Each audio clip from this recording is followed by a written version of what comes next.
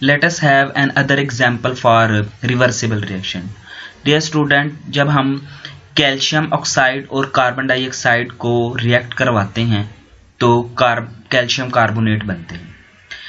Calcium carbonate को अगर हम ओपन फ्लास्क में हीट करते हैं तो दोबारा कैल्शियम ऑक्साइड और कार्बन डाइऑक्साइड गैस बन जाती है। चूँकि कार्बन डाइऑक्साइड गैस है और अगर फ्लास्क हमारी ओपन होगी तो फ्लास्क से ये एस्केप आउट हो जाएगी, वहाँ से निकल जाएगी। यहाँ डायग्राम में दिखाया गया है कि देखें फ्लास्क ओपन है और इसमें हम कैल्शियम कार्बोनेट को हीट कर रहे हैं। जब हम कैल्शियम कार्बोनेट को हीट करते हैं तो कैल्शियम ऑक्साइड बनता है जो बॉटम में रह जाता है और कार्बन डाइऑक्साइड चूँकि गैस है तो ये फ्लास्क से निकल जाती है। तो चूँकि ये दोनों हमारे प्रोडक्ट फ्लास्क में नहीं रहते, एक निकल जाता है और एक रह जाता है, इस वजह से रिएक्शन रिवर्स नहीं आता और ये वन डायरेक्शन रिएक्शन बन जाता है, एक ही डायरेक्शन में चलता रहता है। इसलिए हम इसको इरिवर्सिबल रिएक्शन कहते हैं।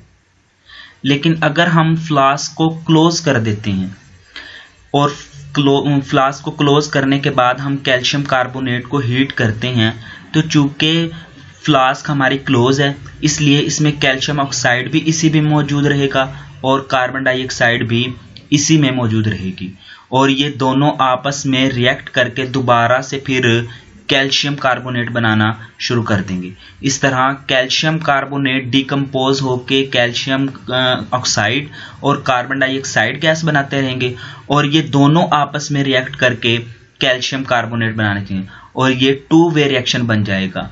डिकम्पोजिशन भी होती रहेगी और कम्बिनेशन भी होती रहेगी और ऐसे रिएक्शन को हम रिवर्सिबल रिएक्शन कहते हैं। जब हम इक्विलिब्रियम के बारे में सोचते हैं तो पहली बात जो हमारे माइंड में आती है वो है बैलेंस। तो इक्विलिब्रियम का मतलब बेसिकली बैलेंस होता है। अगर हम केमिस्ट्री की टर्म में इसको समझने की कोशिश करते हैं, केमिस्ट्री की टर्म में जब हम इक्विलिब्रियम के बारे में सोचते हैं तो पहली बात जो हमारे माइंड में आती है वो है बैलेंस। और केमिकल इक्विलिब्रियम को हम कुछ इस तरह से डिफाइन करेंगे, when the rate of forward reaction is the same as the rate of reverse reaction the composition of reaction mixture remain constant, it is called chemical equilibrium. जब rate of forward reaction और rate of reverse reaction दोनों बराबर हो जाते हैं तो हम कहते हैं कि ये केमिकल इक्विलिब्रियम की स्टेट है। At equilibrium state there are two possibilities.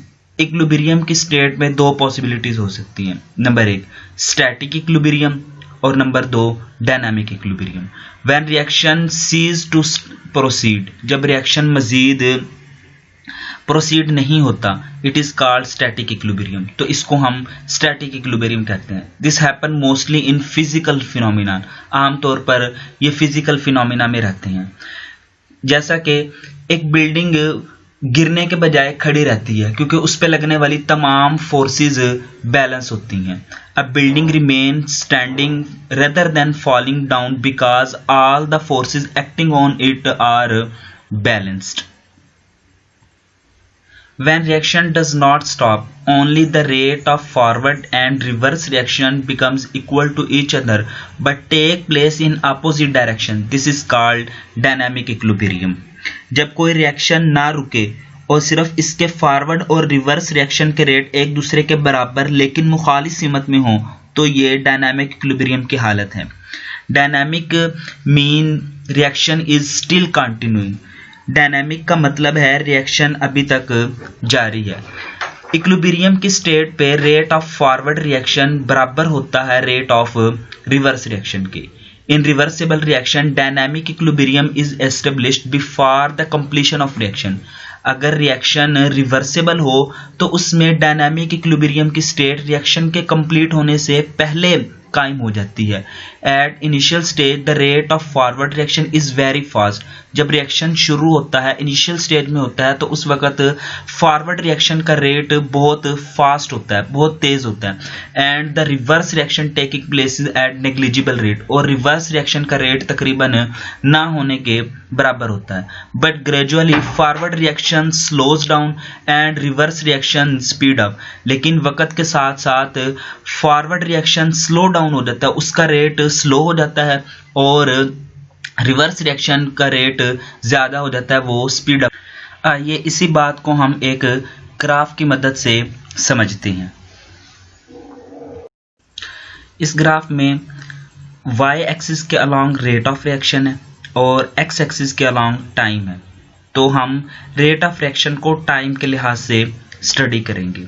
अभी हमने पढ़ा है कि जब रिएक्शन इनिशियल स्टेज पे होता है तो रेट ऑफ फॉरवर्ड रिएक्शन वो बहुत फास्ट होता है, बहुत ज़्यादा होता है। तो देखिए फॉरवर्ड रिएक्शन जो है वो एट हाई पीक है, हाइट पे है, और रिवर्स रिएक्शन जो है वो 0 पे है। लेकिन जैसे जैसे हम रिएक्शन प्रोसीड होता है, टाइम जैसे जैसे पास होता है, तो ग्राफ देखिए ऐसे फॉरवर्ड रिएक्शन का ग्राफ नीचे की तरफ आ रहा है, जिसका मतलब ये है कि रिएक्शन का रेट जो है वो डिक्रीज होता जा रहा है, और रिवर्स रिएक्शन का जो ग्राफ है वो ऊपर की तरफ मूव कर रहा है, जिसका मतलब है कि रिवर्स रिएक्शन का रेट जो है वो इंक्रीज हो रहा है, और ये ग्रेजुअली डिक्रीज होता जा रहा है और ये ग्रेजुअली इंक्रीज होता जा रहा है। लेकिन एक पॉइंट ऐसा आता है, एक वक्त ऐसा आता है जहां पे ये दोनों एक दूसरे को मीट करती हैं। वो पॉइंट जहां पे ये एक दूसरे को इंटरसेक्ट करते हैं, दोनों फॉरवर्ड रिएक्शन का ग्राफ और रिवर्स रिएक्शन का ग्राफ, वो पॉइंट इक्विलिब्रियम स्टेट कहलाता है। Thank you very much.